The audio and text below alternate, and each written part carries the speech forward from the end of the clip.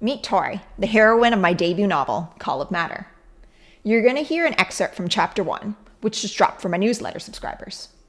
You won't know where she is or why she's there yet, but you'll know, devastatingly, by the end of Chapter 9, how we got to this point. An explosion shook the building, and I abandoned all pretenses of feigning interest in my work this time. All my senses sharpened synchronously, my mind already reevaluating the viability of each exit within seconds. "Builders, attention on your stations," started the protector at the door, but he stopped suddenly. Something had changed in the air, as though someone had opened a valve. The siren sounded, and the builders all stopped, turning to the protector for instruction, as we had been trained. Gas filled the room, and the builders around me fell unconscious, dropping one by one to the floor. The blood thudding in my ears blocked out the sound of the wailing, and I felt a familiar sense of disembodiment as my reflexes took over, repressing all emotion and pulling me into a crouch. I slid behind the station leg and peered around it. It was then that I saw something I would never be able to forget. Two people, soldiers, clad in black combat gear from head to toe, appeared out of nowhere. They materialized while airborne, as if they have leapt through some invisible gate in midair. While the two of them fell from the sky, the taller, broader one threw a sharp object that seemed to emerge out of nothing.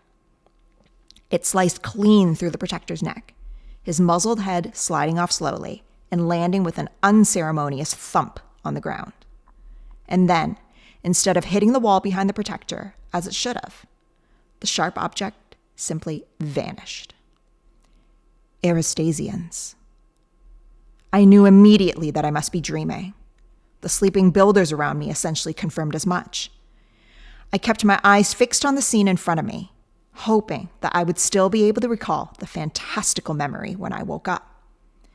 The two soldiers landed with expert dexterity, completely silent. The smaller one put her hand on the ground before a strange pulse echoed through the room. A split second later, two more soldiers appeared beside them.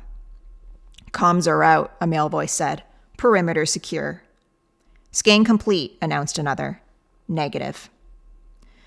"All right, then let's bag one and go," ordered the smaller one. The woman. They were so tall, so built.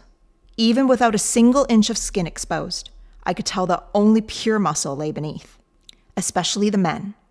Their soldiers had to be nearly twice as wide as mine.